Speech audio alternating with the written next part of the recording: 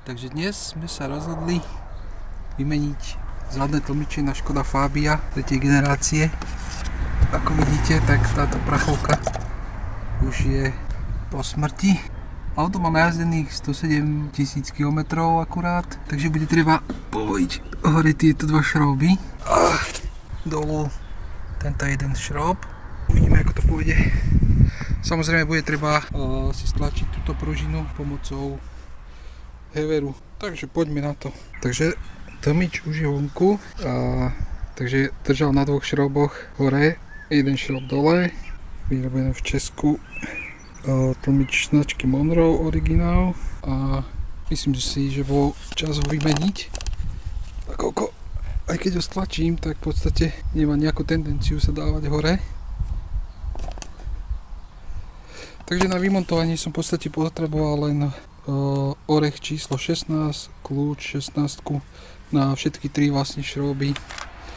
Títo dva boli hore a tento jeden dole, kde som trocha musel dať VD40, nakoľko to bolo troška hrdzavé.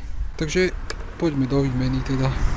Takže si môžeme ukázať rozdiel medzi starým a novým tlmičom. Po stlačení, ak to zatlačíme starý a teraz nový,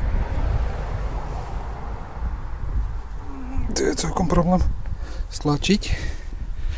Takže nový nám krásne vyšiel rýchlo hore, zatiaľ čo starý, ako môžete vidieť, veľmi pomalý.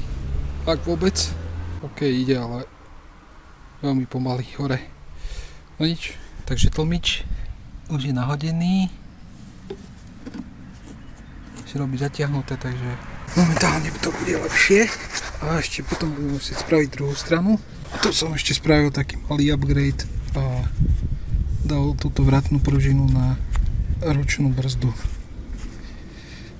Takže tak, teraz to bude troška pomáhať pri vracaní. Takže tak, no, vrhneme sa ešte na druhú stranu a tým pádom to bude to isté, čo som robil na tejto strane, takže to je asi zatiaľ všetko.